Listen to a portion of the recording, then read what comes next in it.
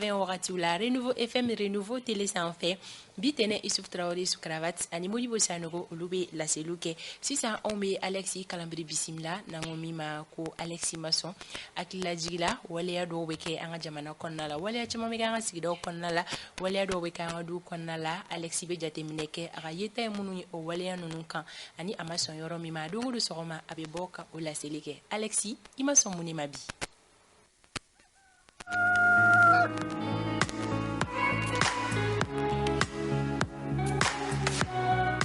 abe wati bo amikani mo genga bosra dala aywa anyebala mo bala kasiki afara dalla tubolo kasiki a obenata dongodo ambaye meribita sanle mine ula aywa donola abna seka fokolu ka wuliwa donola abna seka fokole sharia sosowa fendo do ubu sigi ka laje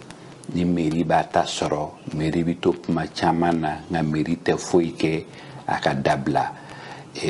bolima fentigu ni sinamogo ni ferilikelaw kolozolondo nyana sira beka temenika gele aywa dongodo aka sarabi sina meri koni tay dron ay srabla wala ko fop mamina wala ka warmina lula aywa niya ke chukewa wali nyewre tala ninkowa am siga sigi kala je dugu be bala ka ke feri roy fuitala ka bwala dono la dron dobina tuguni kana feri kelaw makosa ku ka fon beche ka fli wali ka fuku sigi robla wa suru dilla mokola ani uye soro doke oro la kaba ne ma somi mayoy Alexis Masson yɔrɔ min ma o bɛ tali kɛ na an dalen b'a la a y'a faamuyali cogo ɲuman na an ka du maa wele an bɛ o bisimila fɛn min ye professeur Clément Danbele a bɛ dɔgɔkun kelen bɔ ale kɔni bɛ ka laɲini kɛ k'a laɲini ka fɔ fɛn min ye an ka jamana premier ministre ni o ye Choguel Kokala Mayiga ye ko ale ka walan sɛmɛ o la Clément ka ni laɲini kun ye jumɛn de ye Amadou Jara ye wele bila an ma an ka jɛ k'a ka laseliw lamɛn.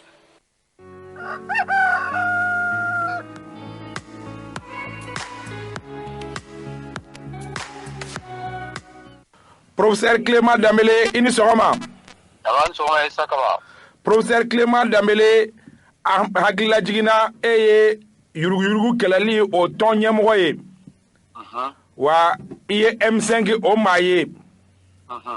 balina kɛra bɛɛ la i y'i kanto dɔgɔkun tɛmɛnen ko Choguel Kokala Mayiga ko a ka walan sɛmɛ walima k'a ka gɛn ka bɔ premier ministeriya la an dun b'a dɔn k'a fɔ e ni Choguel aw bɛɛ ye tɔn kelen mɔgɔ ye munna Choguel kan ka gɛn ka bɔ premier ministeriya la bi ɲininkali diyara n ye sa ka foli bila e ma foli bila lamɛnbaga bɛɛ lajɛlen ma a diyar'u ye Choguel ye ne balima don kɔrɔkɛ don baarakɛɲɔgɔn don n jɛɲɔgɔn don komi jamana ko ni tiɲɛ nana i bɛ balimaya ni somɔgɔya bila kɛrɛfɛ i bɛ baara kɛ ni tiɲɛ ala k'o tiɲɛ mɔgɔw de sara mɔgɔw de joli bɔra anw de ye wele bila maliyɛnw ma ko ka bɔ ka Ibrahima Keita gɛn ka bɔ fanga la walasa tiɲɛ ani lafiya bɛna jamana kɔnɔ o de ye kɛlɛ taara laban k'o kɛ sababu ye Choguel kɛra premier ministre ye baara fɔlɔ min n'a kun kan k'o kɛ o ye mɔgɔ minnu sara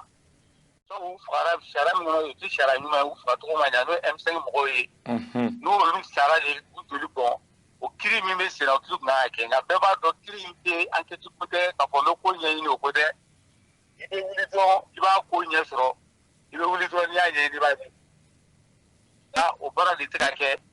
o baara ma kɛ fo ka kɛ k'a fɔ ko u bɛ fɛ ka na tɔnɔ de ta wari dɔɔni ta k'o d'olu somɔgɔw ma o y'o bannen Mali faama tɛ maliyɛn fagali dabila tant que Mali faama bɛ bɔ ka fagali kɛ kuma bɛɛ ni mɔgɔw bɔra k'u ka ŋaniya jira kuma ban tɛ Choguel man ka ye o janfa kɔnɔ o y'a fɔlɔ ye a filanan Isa Kaba ka min Choguel sigira an ye kɛlɛ kɛ ko Mali ekɔli ko tiɲɛna ko kɛ an denw ka kalan fantandenw ka kalan a tɛ se ka maga o kalanko la hali k'a fɔ k'a bɛ commission dɔ sigi jɛkulunin dɔ sigi olu ka miiri k'a fɔ kalanko in bɛna dilan cogo di Mali ekɔliden bɛ don ekɔli la cogo di ka kalan ɲuman kɛ n'a tilala ka baara sɔrɔ walasa an denw ni mɔdenw ka taa kɔrɔ ka se ka maliyɛn den yɛrɛ ka nafa sɔrɔ kalan na a tɛ se ka maga o kuma na a sabanan o ye gɛlɛya fɛn bɛ jamana kɔnɔ dun ka fa nasɔngɔ ko muso bɛɛ b'a dɔn bi n'i taara sugu la i bɛ tɔɔrɔ min sɔrɔ dansanyɔrɔ la dutigi bɛɛ b'a dɔn k'a fɔ ko dugu gɛlɛyara ka se hakɛ min na n'o farala fɛn bɛɛ sɔngɔ kan nka a da ma mɔgɔ kuma na ko dɔ ko dɔ bɔ sogosɔngɔ la o ye sogo bɛ dun ka caya min ka du kɔnɔ ye donc n'i y'o bɛɛ bɔ yen nɔ i bɛna ye an ka lakanabaliya tɔ bɛ ka juguya ka taa fɛ Sugali sigira kalo fila sita kaba kalo fila kɔnɔ sugali ma foyi fɔ min ma hakili sigi a ma baara foyi kɛ min ma to ma hakili bɛ sigi o de kama tuma nata an bɛna kunnafonidilaw n'o ye aw yɛrɛ n'a ba kɛ ɲɔgɔn ye k'aw wele k'aw lasigi a fɔ jamanadenw k'u labɛn an bɛ don fɔ jamanaden bɛɛ bɛ bɔ don min na ka kangarida fɔlɔ kɛ a yira sugali a fɔ sugali aw ni jɛra ka kɛlɛ kɛ walasa i ka sigi fanga la ni jɛra ka sigi fanga la an b'a ɲini fɛ bi i ka jamanadenw ka hakɛ jamanadenw y'i sigi min kama i k'a baara kɛ ni sugali ma sɔn o ma o ye juma nata n'an bɔra an b'o fɔ kunnafonidilaw ye n'a ma sɔrɔ juma min bɛ da o kan n'a sɔrɔ sugali ma fɛn sigi Mali kɔnɔ min b'a to maliyɛnw bɛ lafiya a bɛ diyagoya anw kan anw minnu ye kɛlɛ kɛ ka IBK bɔ yen anw minnu ye jamanadenw lawuli anw minnu y'an jɔ Maliko la halala minnu bɛ jamana kɔnɔ ani jamanaden ɲuman minnu bɛ minnu dan bɛ Ala ko ni Ala kira ko la a wele d'u bɛɛ ma an bɛ ɲɔgɔn sɔrɔ boulevard de l'Indépendance sanfɛ ka kangarida kɛ sugali k'a fɔ ayiwa sugali i sigila jamana ɲɛmɔgɔya la bi i ye premier ministre gouvernement min bolo an bɛ fɛn min ɲini fɛ o ye Mali kalanko Mali dunga fa ani Mali gɛlɛyako min bɛ ka fɛɛrɛ ɲini a la Mali lakanako an ka fɛɛrɛ ɲini a la walasa transition bɛ se ka ban ma cogo min na a kana kɛ k'e bɛ taa ministre de fɛ yen yala la kabini e sigira e de tɛ ka kuma ɲɛnama fɔ i tɛ ka fɛn fɔ min b'a hakili sigi sugali o ye janfa an ma sɔn o ma ni sugali ma sɔn o ma kuma min bɛ da o kan n'an bɔra o la an tɛ don bilen fo ni sugali de walansɛnɛ a bɛ bɔ fanga la mɔgɔ wɛrɛ bɛ ɲini M5 kɔnɔ mɔgɔ wɛrɛ bɛ ɲini ladi wɛrɛ ɲini jamana kɔnɔ min bɛ sigi premier ministre la ni jamana bɛ taa ɲɛ an bɛ min ɲini o ye jamana ka taa ɲɛ de ni sugali an t'a mɛn a banna n'a m'an t'a mɛn n'an bɔra a bɛ bɔ a la. Laadala mɔgɔw bɛ tile 100 kɔnɔ ka sɔrɔ ka jateminɛw kɛ mɔgɔ ka fanga la nka sugali ta in ma tile 100 sɔrɔ fɔlɔ dɛ professeur Clément. I bɛ tile 100 kɔnɔ jamana min n'a sɔrɔ tile yɔrɔ ni daga ni sira ka dumaw fɛ an sera yɔrɔ min na bi tile 100 kɔnɔ ko t'a la n'i sigira i bɛ fɛn fɔ min an bɛ min fɔ n'i sigira i bɛ jɛkulu dɔw de sigi joona sabu sugali a n'a ye baara kɛ an ye fɛn 17 de ɲini bandaw fɛ ko ni bandaw b'o kɛ ko bandaw ka bɔ yen o ko yɛrɛ de girigara ta ni Mukutarawani ye o fɛn 17 sugali bolo kabini n'a sigira d'a ma taa kuma ma donc o b'a yira k'a fɔ sugali yɛrɛ ni sigila bɛnkan min kama a bɛ k'o bɛnkan janfa ka taa kɛ ni fɛnw ye an tɛ sɔn ne ma tile 100 kɔnɔ yɔrɔ la mɔgɔ tɛ ka faga yɔrɔ min na maliyɛn de bɛ ka faga don o don kɔngɔ de bɛ maliyɛn na bana de bɛ k'a faga ni tile 100 kɔnɔ n'i y'o kɔnɔ i bɛ to a la o la an b'a fɔ k'an bɛ bɔ don fɔlɔ min na an ka wala tɛmɛ don dɛ an bɛ fɔ ka kangarida ni dusukasi y'a jira sabu aw fila bɛ transition soutenir an b'aw soutenir tiɲɛ de kan an bɛ sɔrɔsiw soutenir an b'u soutenir tiɲɛ de kan hali ladiriya kan. Clément n ko ɲɛmɔgɔ bɛ sugali yɛrɛ la n'o ye jamanakuntigi ye. I b'a sɔrɔ mɔgɔw nacogo tɛ kelen ye n'i ye Asimi Goyita ta M5 kɔnɔ anw ma kɛlɛ kɛ Mali kɔnɔ Asimi ka sigi a taara coup d'état de kɛ nka aw ni sugali de jɛra ka kɛlɛ kɛ ɲɔgɔn fɛ aw ni sugali de jɛra k'a fɔ maliyɛnw ko IBK ma ɲi aw ni sugali de jɛra ka balawu wuli sugali de kɛlɛ kɛra tuguni hali coup d'état kɛlen kɔ k'a fɔ ko sɔrɔsiw ninnu jamana maracogo ma ɲi a fɛɛrɛ ɲuman t'u bolo a espérance t'u la u k'a di sugali ma sugali de espérance b'a se ka dilan sugali bɔra k'o fɔ an ka kɛlɛ kɛ ko walasa ale ka sigi o n'o kɛlɛ kɛra ni sugali sigira o sugali kelen sira kalo 2 kɛ ko bɛ yɛlɛ la a bɛ taa Bubu Sise fɛ yen a bɛ taa baro la Tarisa fɛ yen a bɛ munumunu na a tɛ ka se ka foyi kɛ Isa Kaba a bɛ maa jigin kɛ sugali taa cogoya yɔrɔ ye min ye maliyɛn den dɔ de joli bɔnna maliyɛn den dɔ de kɛlɛ kɛ ko diyagoya sugali ka na se fanga ma n'o tɛ sugali yɛrɛ ka cɛ a ma coup d'état kɛ a ma foyi kɛ wa gouvernement de bɛ sugali ka bolo kan président kɔni ye président ye nka Mali sariya kisɛ ba ko n'o constitution ye ko Mali armée ani Mali administration ani Mali yɛrɛ taabolo k'o bɛ premier ministre de bolo ko premier ministre bɛ se ka i sara jamana ɲɛmaa la ko kuma dɔ la premier ministre de ka hakilina n'u b'a fɔ o ma ko la politique d'orientation gouvernementale n'o ye gouvernement yɛrɛ taabolo ani jamana yɛrɛ taabolo o bɛ premier ministre de bolo Mali budget bɛ di premier ministre de ma a b'a tila a ka ministre ni ɲɔgɔn cɛ o kɔrɔ ko n'i y'a ta dolaci la a Mali entraîneur volontaire entraîneur o sugali ni équipe tɛ ka kɛ i bɛ entraîneur de gɛn ka bɔ yen ka sɔrɔ ka entraîneur ɲuman ta a bɛ joueur cogo in dilan ka ɲa n'o tɛ i tɛ se k'a fɔ k'i bɛ club président gɛn ka bɔ yen club président tɛ dɔwɛrɛ ye ale sigilen bɛ k'a lajɛ n'a taabolo ka ɲi n'a taabolo ma ɲi Asimi Goyita a b'a ka baara la ni sugali ɲɛna k'o bɛɛ bɛ ɲa ni sugali ko k'a bɛ ko dɔ kɛ n'Asimi y'a bali k'a kɛ sugali ka bɔ k'o fɔ n ye an bɛ bɔ Asimi kama o Asimi ta tɛ Mali ye Asimi kelen tɛ Mali ye Maliden ye nka ni sugali man k'o kan an dun de b'a la k'o taabolo ma ɲi ale dun de ye anw ye tɔn kelen kɛ ale ni anw ye kɛlɛ kɛ ale ni anw ye a su kɛ anw de denw ni mɔdenw fara Kaba janfa bɛ yen nɔ nka janfa taabolo dɔ bɛ yen n'i ko k'i ka mɔgɔ ye n'i y'a don dɔw la i bɛ bɔ ka kangarida ye donc an bɛna bɔ ka kangarida de kɛ an tɛ bɔ ka kɛlɛ kɛ maliyɛn bɛɛ wele b'a kɛnɛ kan ni sugali sɔnna alhamdulilayi an tɛ kɛlɛ fɛ an tɛ mankan fɛ nka n'a ma sɔn n'a y'a kɛ kulon la i n'a fɔ Mali faama tɔw ye kulon kelen kɛ cogo min na u taara cogo min na a yɛrɛ bɛ taa Ayiwa. So muga ko te malikola. Mali ka yoro mina bi. Ko malo nga sako ka ke fanton ni desko to ka hake ka duma. Clément Amé Ivo. Merci bien Kaba. Merci beaucoup. Professeur Clément Damele ale ka laselu tun ye nin ye Isa Kaba Sidibe ka nɛgɛjuru sira fɛ faamuyaliku ɲuman bɛ ɲini aw bɛɛ lajɛlen fɛ Kaba yɛrɛ ye kumaso lasɔrɔ sisan an bɛ don an ka décryptage babu kɔnɔna la i n'a fɔ bakurubaw la an y'a ɲɛfɔ aw ɲɛna cogoya min na k'a fɔ araba tɛmɛlen waleya cɛjugu dɔ kɛra Bamako sigida dɔ kɔnɔna la a bɛ fɔ yɔrɔ min ma ko Lafiyabugu waleya in a tɛmɛna polisilakaw ale ni sifinaka dɔw ni ɲɔgɔn cɛ min kɛra sababu ye fo maa kelen nin tora a ko da fɛ an bɛ tasibila kɛ ka ɲɛsin banbagatɔ ma ka kɛɲɛ ni nin waleya in ye fɛn min kɔni ye polisi ɲɛmaayaso ye olu kɔni ye bataki bɔ nin ko in kan o la bataki in kɔnɔna kuma ye jumɛn ni jumɛnw ye an bɛ se ka jumɛn de faamuya bataki in kan Isa Kaba Sidibe ale bɛ ɲɛfɔli kan ye.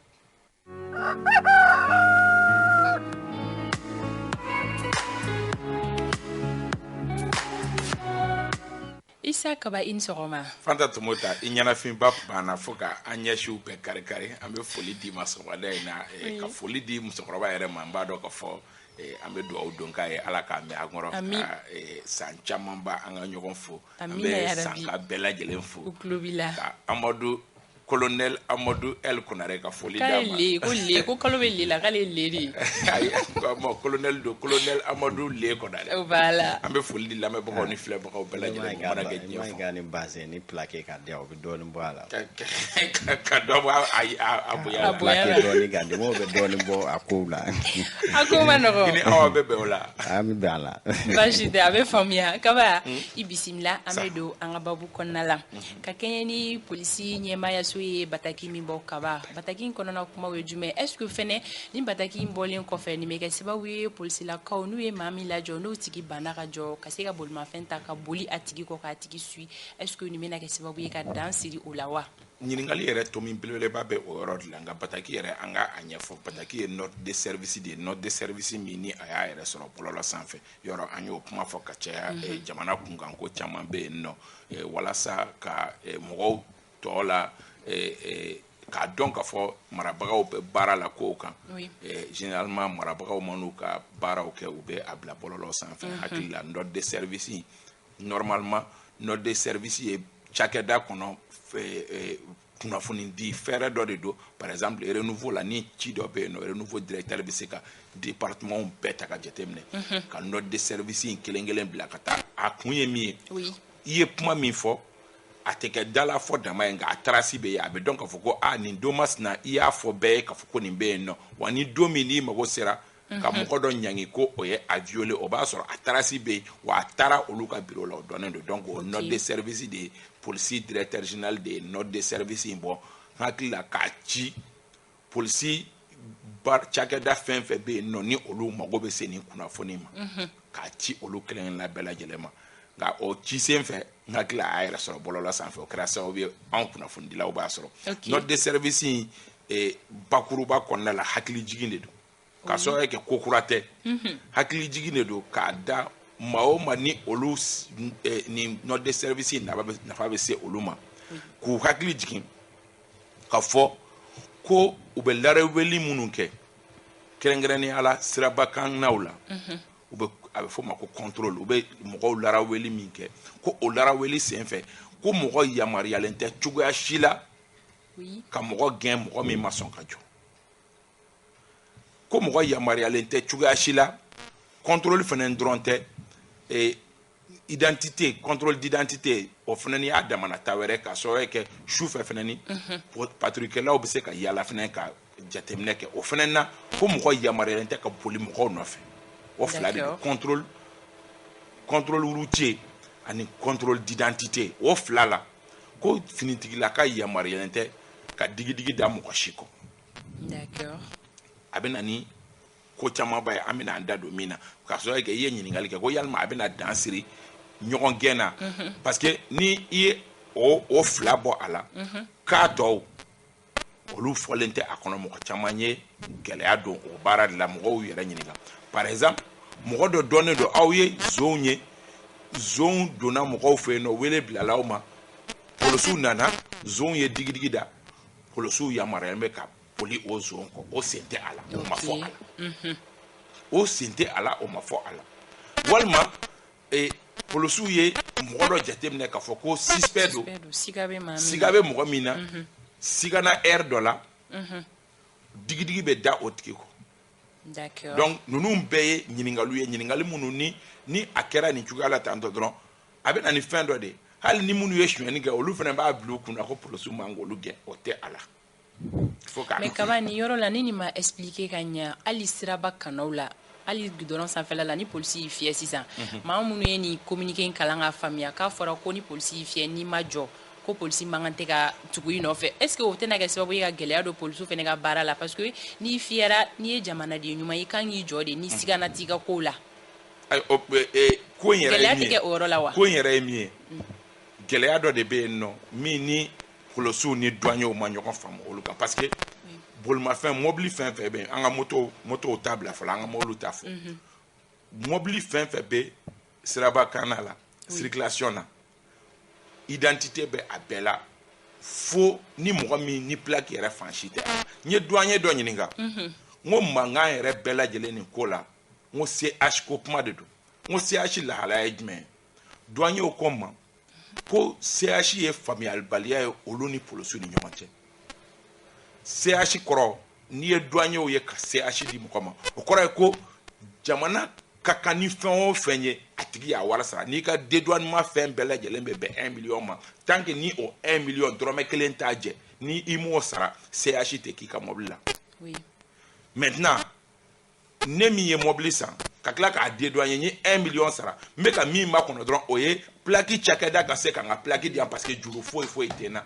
ne bɛ makɔnɔli kɛ fo plaque cakɛda olu ka tila u ka kow la parce que juru olu fana ka juru ka jan dɔɔni ne bɛ n ka mobili boli d'accord donc o kɔrɔ ye k'a fɔ CH minnu bɛ yen nɔ olu CH tila bɛɛ polisiw kan k'u yamaruya u ka circuler parce que douane mɔgɔw ye autorisation di ko u ka foyi tɛ jamana ka foyi tɛ nin tigi fɛ d'accord mais CH dɔw fana bɛ yen nɔ o ye finitigilakaw yɛrɛ ye douanier makama dɔ bɛ douanier kɛ ye u y'u yɛrɛ yamaruya o la u bɛ se ka boli ni CH ye Bamakɔ yan nɔ caman bɛ yen polisiw bɛ ten sɔrɔsiw b'o cogoya la ten n'u y'u ka CH sɔrɔ ka ban u t'u yɛrɛ tɔɔrɔ bilen ka taa plaque ta mais mɔgɔw fɛ ko CH kɔrɔ ye k'a fɔ ko i ma foyi yɛrɛ sara k'i bɛ ka yaala ten tɔ douanier y'o ɲɛfɔ n ye n ye polisi dɔ fana ye polisi ko CH problème ye min ye n bɛ n'a ɲɛf'i ɲɛna ne ko n k'a ɲɛfɔ n ɲɛna a ko CH i bɛ CH ye mobili mun na o kɔrɔ ko mobili kura don n'i ye CH ye mɔgɔ min ka mobili la en général i b'a sɔrɔ vignette t'o tigi de bolo assurance t'o tigi de bolo ka sɔrɔ kɛ mobili kura don i bɛ t'a sɔrɔ visite technique tɛ o tigi de la. mais kaba nin bɛɛ lajɛlen bɛ se ka ta ni CH ye. oui a bɛɛ bɛ se ka ta ka CH tigi bolo mais olu b'a supposer k'a fɔ kun jumɛn na olu bɛ CH fiyɛ ka caya n'i ye CH tigi 20 minɛ i bɛ t'a sɔrɔ 11 walima 12 b'u la min ka papier dafalen tɛ parce que mobili kuratigiw de don. d'accord donc réflexe dɔ de don polisiw fana bolo ka se ka a tigiw koro jamana ye sɛbɛnfura minnu fɔ ka se k'o sɛbɛnfuraw bɛɛ ta polisiw fana ɲɛ donc gɛlɛyaw bɛ CH niveau la mais maintenant mototigiw ka bolili o bɛ kɛ cogo di nɛgɛjuru sira bɛ polisiw ni ɲɔgɔn cɛ polisiw ka ca circulation na polisi kɛ mana na sɔgɔmada fɛ il faut que ni min bɛ Musabugu pɔnda la il faut k'o k'a dɔn jɔn bɛ Yirimajɔ sirafara la ni Yirimajɔ sirafara ni mototigi ye digidigi da Yirimajɔ sirafara la a ka kan polisi min bɛ yen o ka wele bila Musabugu pɔnda polisi ma k'a f'u ɲɛna Jakarta tigi dɔ bɛ yen nɔ gulokifinma b'a la n'aw sera k'a tigi minɛ a ye a lajɔ n'u ma se fana ni o y'a bannen a bɛ na ni min ye tuguni o ye wajibikatoirement plaque ka kɛ moto fana na n'i ko mɔgɔw kana mɔgɔw gɛn walasa mɔgɔw fana ka se ka minɛ ni plaque bɛ moto fana na polisi dan ye ka moto tigi fana ka plaque numéro ta i n'a fɔ CH fana numéro bɛ ta cogo parce que douanier ka y'a fɔ ne a ko CH fɛn fɛn bɛ Bamakɔ kɔnɔ ko n'i y'a numéro ta ni polisi y'a numéro ta ka taa olu douaniers fɛ yen k'a fɔ ko ni CH ye jɔn ta ye olu b'a bɔ k'a fɔ i ɲɛna k'a fɔ ko CH in ye Amadu L Konare ta ye a bɛ baara kɛ renouveau la a ka téléphone numéro ye nin d'accord comme ko polisiw tɛ sɔn o ma donc ça veut dire que note de service min bɔra a bɛ na ko dɔw la clé mais a tɛ a bɛɛ la clé fo dafalan dɔw ka fara a kan minnu b'a kɛ baara bɛ ɲɛ. d'accord Amadou. Bon, waati sera parce que nin ko in na ne ni mɔgɔ caman ka yeta tɛ kelen ye. C'est-à-dire n'i ye ko in ta k'a bila plaque ko la dɔrɔn a bɛ gɛlɛya. Parce que il faut reconnaître que mobile dɔw de fana bɛ boli plaque yɛrɛ fa si tɛ minnu na. Hali CH t'u la. Bon tiɲɛni bɛ maa min kɔnɔ o tigi bɛ na n'a ka CH ye ka tiɲɛni kɛ wa. I b'a sɔrɔ mobile dɔw bɛ tɛmɛ polisiw la circulation na plaque yɛrɛ t'a la. O bugunatigɛ bɛ dɔn cogo di n'o sugu fiyɛra n'a tigi ma jɔ polisiw bɛ mun identité ta ka ɲɛfɔ o ye kelen ye filanan ministre ye note min bɔ ɲɔgɔn sɔsɔba de b'a la directeur général olu yɛrɛ ka sariya dɔ bɛ yen min b'a fɔ ko waati gɛlɛn kɔnɔ jamana lakanako la ko ni polisiw ye mɔgɔ minnu fiyɛ walima ni dannikɛlaw la ko u wajibiya u yamaruyalen don ka hali mugu ci au fin de l'article est la chapitre des dispositions communes. Oui, article 18, lorsque l'état des sièges, bon, Wati sera en train de maintenant, il est temps que sans effet, Jamana Nyemo, Bisi, Baza de Béo de Kadabla. Ou Kouski, Jamana et Jamana Kilinde, Lakanambolo et Lakanambolo Kilinde, ko tableau nyuma ejumeni uko defo nga ubi ko do taya ka do datugu ya datugu to be yanta so finalement mo tu yere yuko kono négocier sans ko mɔgɔ min bɛ fɛ n'a tigi ma jɔ k'i k'a ka CH numéro ta o tɛ ni CH b'a la ni mɔgɔ dɔ nana sisan mobili la feu rouge bɔra a y'i foncer ka tɛmɛ a ma jɔ CH t'a la plaque yɛrɛ fan si t'a la polisiw bɛ mun kɛ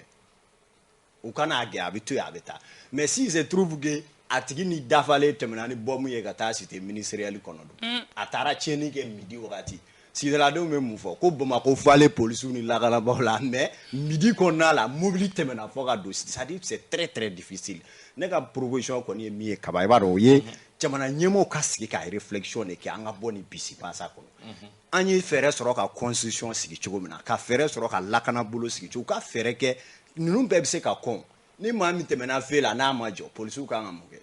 ni min y'i fiɲɛ ka tɛmɛ CH b'a la kaba ye solution sɔrɔ CH t'a la parce que douanier ko CH bɛ mɔgɔ o mɔgɔ la ko o identifier len don olu fɛ yen donc ni CH tigi min tɛmɛna u k'a ka CH numéro relevé u ka taa douanier fɛ yen a tigi bɛ minɛ hali tile 3 tile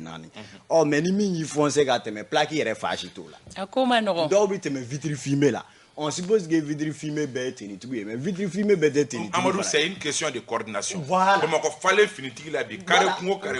finitigi caman arakiw b'u ni ɲɔgɔn cɛ fɛn wɛrɛw b'u ni ɲɔgɔn cɛ k'a fɔ ko voiture suspect ni mobili bɛ ka a kunda ni yɔrɔ masina a tigi farala ka don carré kɔnɔ n'a donna carré kɔnɔ o ye sujet wɛrɛ ye mais tant que a bɛ sirabaw kan a tigi bɛ ɲini ka ye solution dɔ de ka ɲini quoi d'accord kaba o la pour que polisilakaw ni population ka se ka bɛn kan kelen ma parce que an bɛɛ de ye kelen ye polisiw mun bɛ yan nɔ an ka lakana de kama mun de bɛ se ka kɛ min b'a to bibi na an bɛ bɛn sabula population ni polisiw o de hakili jagabɔ de ka kɛ quoi tant que o ma kɛ o initiative dɔ ka général Salifou to yen nɔ o initiative dɔ kun daminɛna u dugutigiw kunnafonidilaw bɛɛ welela ka na an ka na ka na an sigi ka kuma o bateri bi n tɛ kuma janya wagati korona bi gɛlɛya min bɛ kunnafonidilaw ni polisiw ni ɲɔgɔn cɛ ni population ni polisiw ni ɲɔgɔn cɛ n'i ye population ɲininka population bɛ kuma kelen fɔ ko n'i ye polisi ye k'i ye fiyɛ dɔrɔn k'a bɛna wari minɛ n'i ye polisiw fana ɲininka polisiw fana b'a fɔ non Mali population yɛrɛ de tɛ sɔn k'a ka sɛbɛnfuraw dafa olu de b'anw bila yuruguyurugu la donc an k'an sigi k'an ɲɛsin ɲɔgɔn ma ka tiɲɛw fɔ ɲɔgɔn ɲɛna ni tiɲɛw fɔra la population aw bɛ fɛ a ko ka kɛ cogo di population bɛɛ ko tɛ mais mɔgɔ dɔw bɛ yen nɔ jeunesse ɲɛmɔgɔw bɛ yen nɔ kana sigi ka forum belebeleba dɔ kɛ ka hakili jagabɔ kɛ polisi situation kan ni o kɛra ni min bɔra o kɔnɔ o nafa bɛ bonya n'o tɛ nin cogoya la tantɔ an bɛ ka taa cogo min ka i ta kɛra nin ta kɛra parce que ko in ye min ye a kɛra yɔrɔ caman na polisi ni population halisa dingɛba bɛ sen u ni ɲɔgɔn cɛ don dɔ a gɛlɛya bɛ bonya mɔgɔ si ka ala deli tɛ gɛlɛya ka bonya polisi ni population ni ɲɔgɔn cɛ siga t'a la an bɛ ala deli solution teliman ka se ka sɔrɔ a la sabula anw ni polisilakaw an bɛɛ lajɛlen de ye kelen ye an bɛɛ fa kelen an bɛɛ lajɛlen ba kelen polisi tɛ bɔ sanfɛ ka jugu fura ye siga fosi t'o la an dɔw de don wagati kɔni ale fara kosɛbɛ kaba kumakan laban dɔrɔn e nalen kɔ an bɛ samɛ foli di an kanubagaw bɛɛ lajɛlen ma ko nin ye vitesse de croisière nin y'a sɔrɔlen an bɛ Antoine fo kosɛbɛ ale min ye dɛmɛba don an ma nin wagati laban na an bɛ segin ka foliba di Antoine ma ka samɛ foli kɛ aw yɛrɛ bɛɛ lajɛlen ani technicien bɛɛ lajɛlen ko ala k'an ka san cɛ amina yarabi Amadou an bɛ bɛɛ fo dɔw bɛ k'an lajɛ minnu yɛrɛ ye ko in dɔ ma olu caman ye message ci o dɔ ye Eli Jara ye député kɔrɔ don Kulikoro an b'u bɛɛ fo u bɛɛ y'an kanubaw ye maa o maa bɛ k'an filɛ ko bɛɛ ni ce nin waati in na bɛɛ lajɛlen bɛ fo ka aw fɛnɛ fo aw ka timinandiya la anw ka dibila baarakɛbagaw Hawa Tafili Ture ale bɛ réalisation na an bɛ a fo Batoma Kane ale bolo bɛ nɛgɛw karafe la Bouakar Jara Bad ale bɛ régie kɔnɔna la fɛn min ye Zie Burama Kone ale bɛ montage la an bɛ ninnu bɛɛ lajɛlen fo u cɛsirilen don sanga ani wagati kanubagaw k'aw kelen kelenna bɛɛ lajɛlen fo an ye min tɔgɔ fɔ an ma min tɔgɔ fɔ an bɛ aw bɛɛ fo